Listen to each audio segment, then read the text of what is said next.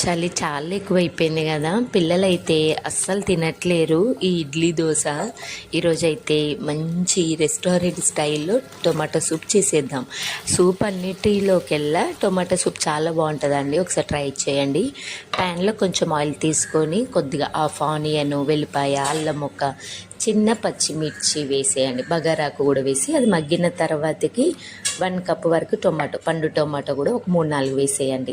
అది కూడా గుజ్జులాగైనాక మిక్సీ పట్టేసుకోండి. కొంచెం పసుపు ఉప్పు వేసి మిక్సీ పట్టేయండి. మనకు రెస్టారెంట్లో సూపు మంచిగా షైనీగా ఉంటుంది. ఎలా అంటే ఇలా మిక్సీ పట్టేసుకున్న సూప్ని మంచిగా స్ట్రెయిన్ చేస్తారు, వడకడతారు. సో కొంచెం కూడా పిప్పి ఉండకుండా స్మూత్గా ఉంటుంది అన్నట్టు.